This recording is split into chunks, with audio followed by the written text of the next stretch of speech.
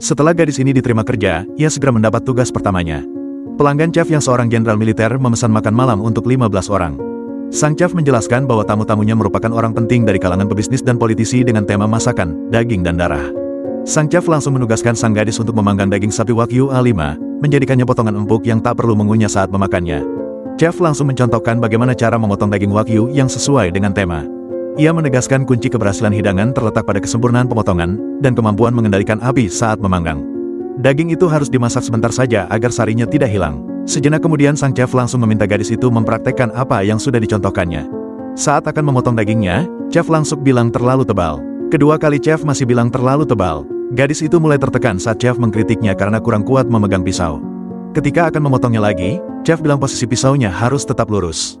Saat ia memotong daging itu lagi, chef bilang dagingnya jangan sampai sobek.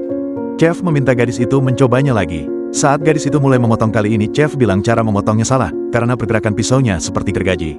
Saat ia memotong lagi, chef kembali menegaskan, ku bilang jangan digergaji.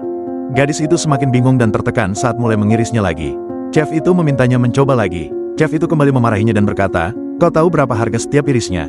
Setelah selesai menyiapkan irisan daging, kini chef meminta gadis itu memanggang irisan dagingnya. Gadis itu pun mulai menyalakan kompor, menuang sedikit minyak lalu memasak irisan daging.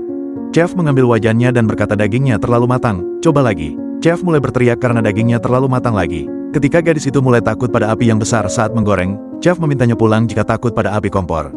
Chef meminta gadis itu mencoba lagi. Kini ia dikritik karena dagingnya menempel pada wajan. Chef memintanya mencoba lagi. Kini ia dimarahi karena terlalu banyak minyak. Chef menuangkan semua daging gosong ke wajan dan bertanya apa kau tak mau jadi istimewa. Gadis itu hanya mengangguk. Chef bilang ia merekrut sang gadis untuk memanggang daging. Jika tidak bisa jangan berharap bertahan di sini. Chef menegaskan bahwa ia sudah mengajarinya dengan detail dan meminta gadis itu mencobanya hingga bisa. Jika gadis itu pergi saat chef kembali ke dapur lagi, berarti gadis itu lebih memilih terjebak di kedeminya.